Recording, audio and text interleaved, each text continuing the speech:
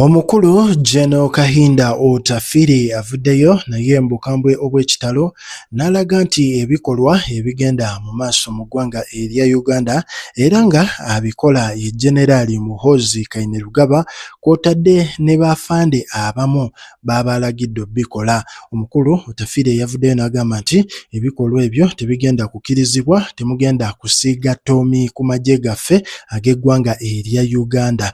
N'agamba obbawa ne bakola ebintu ebitasaana ate mwattu kiteeka eggwanga mu matigga. Kino kyaddiridde okuba nti n'omukulu General Muhoozi yavaayo n'agamba nti waliwo baveteran abeefuula nti baalwanako ate mwattu ne batandika okuyingirira ensonga ze ez'okuba nga alina operations ze z'akola mu ggwanga erya Uganda era nga mu bano baveteran mwe muli omukulu Kahinda Otafire. Kankulekere akatambi k'Otafire owulire ebigambo ebikaawu by'adde ayogera eri gavumenti.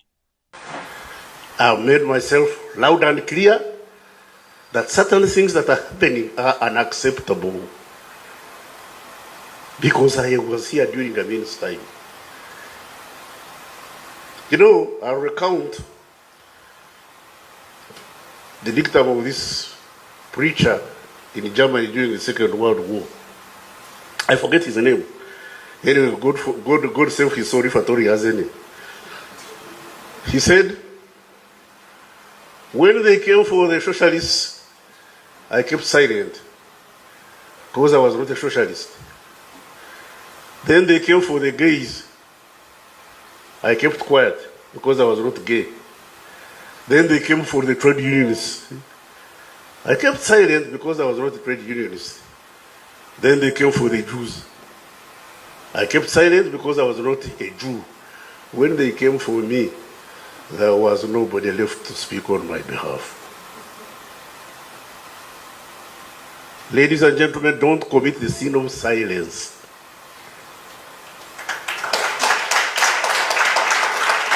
And those of us who are in authority must learn to hear. In Kiswahili they say, asiolewa na wazazi, afundishwa na dunia. If you don't learn from your parents, you'll be taught by the world.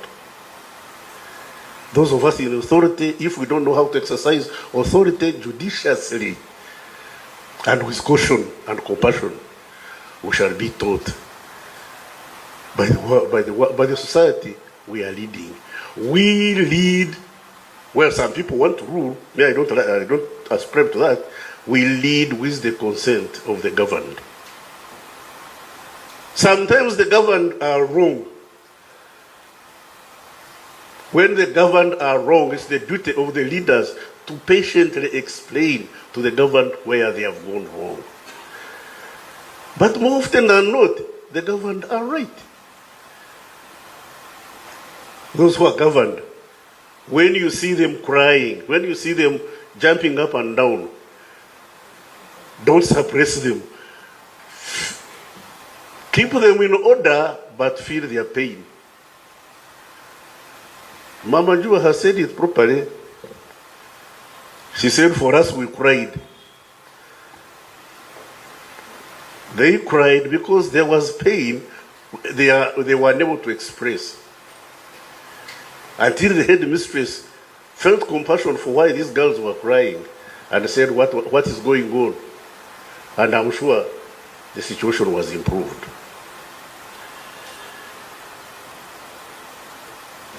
Recently, I've heard of episodes of people being, so-and-so has been arrested. Arrested, yeah, very good. 6 months, this person has not been brought to court. So has disappeared. Like now, yesterday, today, somebody called me from Mbarara and said a gentleman called Wangomani, Amos Wangomani, a very big cadre, well, these middle cadres who fights from 70 to 39. He's been arrested. Amos Wangomani from Mbarara, just a simple businessman. He was arrested. He's disappeared for 3 weeks. His family went to court. First time he was not produced. Second time he was not produced. Yesterday they went to court. You know what the authorities told us, including Muhoozi Kainerugaba, vicarious liability. They said, we don't know where the man is. Oh.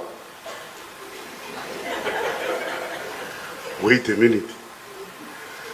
When people of my size, height, and weight disappear without trace, that's a problem. How can a man big as I am disappear without trace? Because this fellow called me in the morning and said, if he's been killed, at least give us the body to borrow. Listen, families are now beginning to call on us to give them bodies to borrow.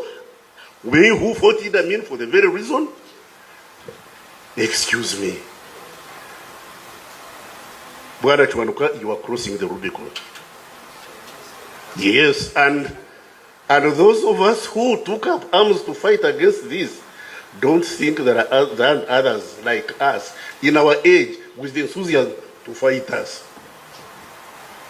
Have it upon us heart that if this goes on, we are going to be fought, and I'm too old, too old to change and too tired to care. You still have 50 years to go. 50 or so?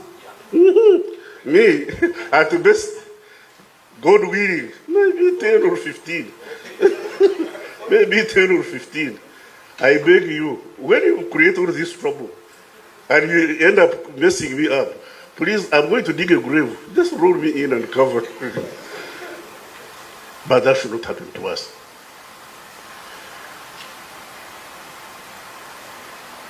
All and sundry should learn to listen to the governed.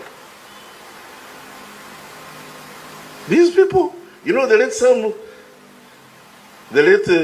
Pecos Kutesa came to Parliament and we were voting. So he also put up his hand. And then the colleagues said, but Kutesa, what are you voting for? You just come in, you are voting. Then Kutesa said, all of these who have put up their hands can't be stupid. Whatever they are voting for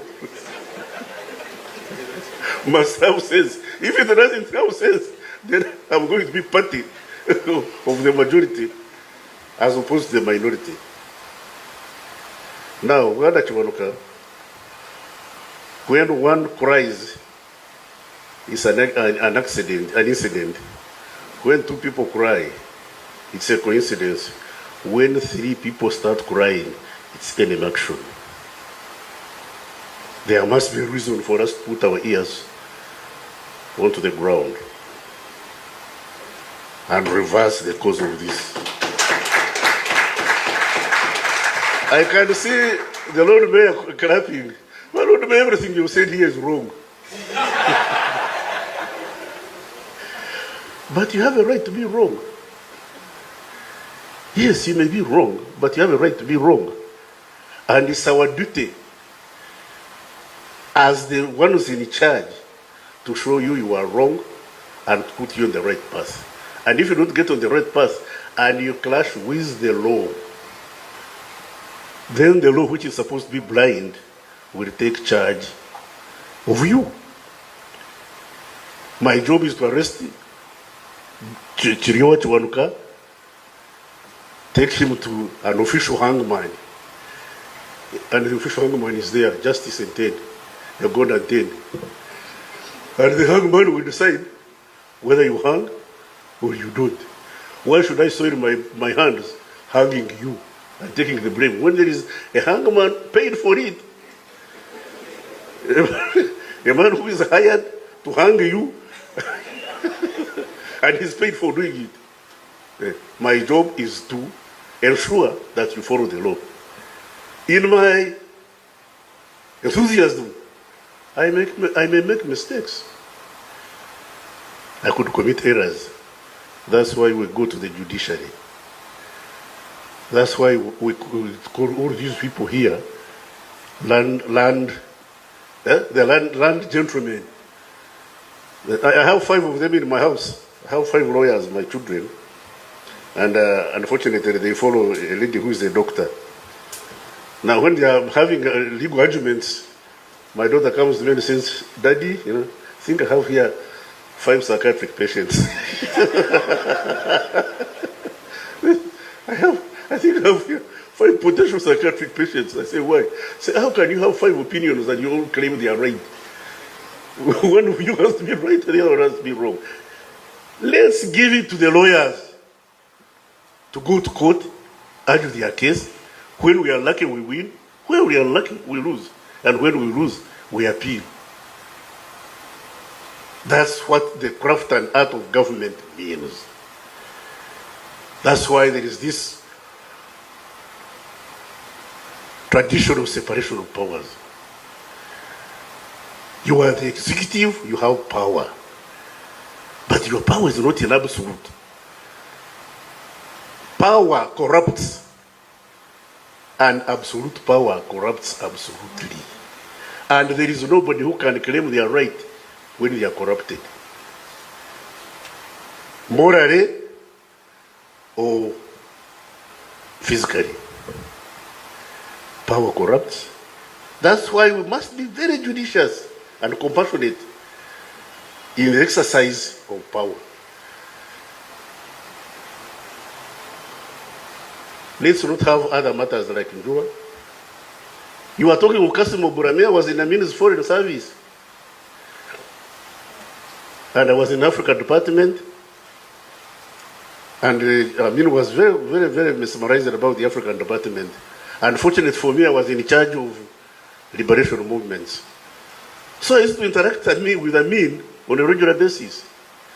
One day, he called us to this house they used to call Cape Town Villas. And I was a junior officer for the Service Officer 6. And we are going to meet him on Saturday. Amin was a very nice gentleman. Whenever we went there, he would entertain us. And he would give us booze. Now, for the service officer, with my pay, whenever they brought beer, the directors would be talking for us. We would be at the back drinking. Ironically, we would start drinking at around 11. By 2, all of us would be speaking together with the president who was drinking juice. We would be at par. He would be drinking juice. For us, we are drinking beer. But at around lunchtime, we are all very, very, very, very, very jolly. Now, on this occasion, they brought a gentleman from West Nile. And you could see by his code of dressing that the clothes he was wearing had been picked from the shop that morning. He was in a suit and a shirt. Shirt was an iron and a tie. And it was So I invited him for lunch and told him, oh no, I know your problem. You had issues and it's Fitina, West Nile. Fitina, what was West Nile? They hate you. They says, now I'm releasing you. Go back to West Nile. Go and do your work. And if anybody tries to disturb you, get in touch with me. Then he said, called Jonathan, the coach who was PPS, said, give this man 20,000 shillings. 20,000 shillings at that time was equivalent to about 200 million. It was a lot of money. Because my first car, which was a Peugeot 504, I bought at 16,000 shillings. 16,000, I could buy a car. Now it can't buy beer. So he gave this man 20,000 shillings. Now when we finished the lunch, for us who were a bit tipsy, he gave, as this man was going out, he gave instruction to one of his bodyguards called Adam Bisijin. The instruction was in Kinubi. We never understood Kinubi. But the Ambassador Kawesa, who was sitting next to me, said, Banango, we are ready. The instruction, the model instruction showed, kill him. Then the Ambassador Kawesa said, Banange, we are ready. Are you sure we didn't get sober? We all sobered up. And true to what Kawesa has predicted, this man's body was discovered on Monday morning in the hedges of Cape Town Villas. This is a man Amin had released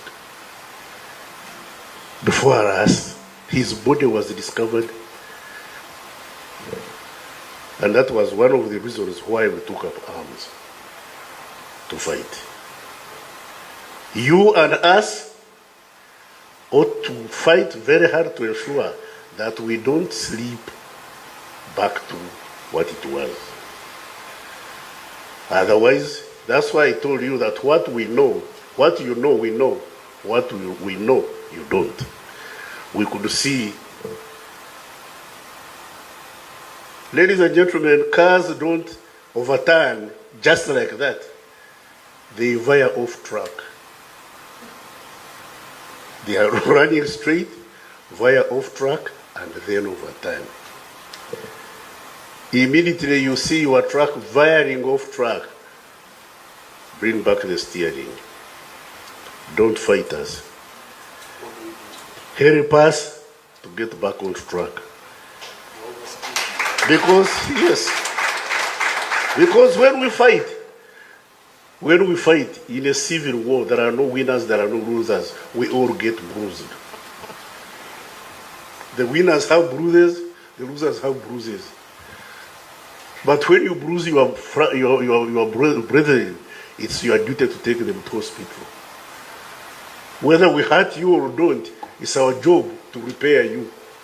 And whether you hurt us or don't, it's your job to rehabilitate us. So, why do we have to get to that stage when we can stop it before it happens? Disagreement is not the problem.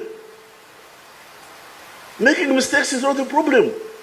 The problem is when you can't repair the damage you've done, or to prevent the damage you're about to do. In my military training, they told me, my instructors told me, the greatest generals are those who win wars without shooting a bullet. Those who win wars without shooting a bullet. Talk of bullets. You see wars in the world. Have you ever heard of the phenomenon of the military-industrial complex? The phenomenon of military-industrial complex. Weapons are commodities, and they are made in factories, and those commodities have to be consumed. When they are not consumed, the factory is closed down and people get unemployed. So how do you consume weapons? How do you consume weapons? You create wars. They create wars, we buy their weapons, we kill each other, their industries go on, here we go back begging. Do we manufacture BM in Uganda? No, but we deploy it. Do we make tanks? I'm told Mujira is trying to make some in Ruweru, but we deploy them. Do we make aircrafts? No, we deploy them. So does Rwanda, so does Congo, so does Burundi. And we are consuming all these warcrafts from people who make them, and we pay for that equipment. And we paying Amin's debts for weapons he bought to kill us. Amin went and bought weapons, using them against us. And we, the survivors, are paying. So Ghana, whatever you use against us, or whatever we use against you, when we win, we shall pay. When you win, you will pay. So, the medicine is, let's not fight. Yeah, let's not fight. Let's tell us how to get back on track. Yeah. Tell us how to get back on track. Chigo and I, we should also listen to them. That's the best way we shall get back on track. And then we shall all prosper. Then you will not have reason to bury me when you've killed me, when I can't fight anymore. I'm not going to fight with a gun now, but I still have my head. You know, one day, the late Pecos met General Kashaka, and in their discussion, Kashaka told General Pecos that That 2 heads are better than one. Then Bego said, Jerry said, yeah, 2 heads are better than one, except when the second one is yours. So let's put our 2 heads. Let's put our 2 heads. Tell us where we're going wrong. Let's also feel. In Kiswahili say kuhisi. Kuhisi. Let's feel your pain. Let's get to understand each other. Let's not get excited. Like Noop says, for us we are not going to be part of the this thing of yours, iPod. But if you are not part of iPod, how shall we know when you are hungry? But I'm suffering from hunger. The man in the kitchen does not know you are hungry. How does he feed you? What you do is come to iPod, grab this Beledo and say, don't serve this one, you also give me. When you've given me soup without bread, I say, I also want bread. How come you are giving Rukwago meat and chicken? Say, treat us fairly. But if you are outside, nobody will listen to you. And this goes for all episodes in political struggle, including the struggle of VCG. That VCG should be tried in a court, condemned or absorbed, is a right. It's a right. So why not you? The department falls under you. DPP is under Chiwanuka. Honestly, keeping a man in jail for 8 months, and you say he's guilty. You've not told us what it is. Tell us. Yes, I know he could be guilty as hell. But for as long as we don't know what he has done or not done, for us as laymen, in the court of public opinion, he's innocent. In the court of public opinion, he's innocent until you present him before us and he tells us what he has done. And all the others. No citizen should be incarcerated without fair trial. I've told you this. You can hate me, you may like it. That's up to you. As far as I'm concerned, nothing lost, nothing gained. Bye-bye.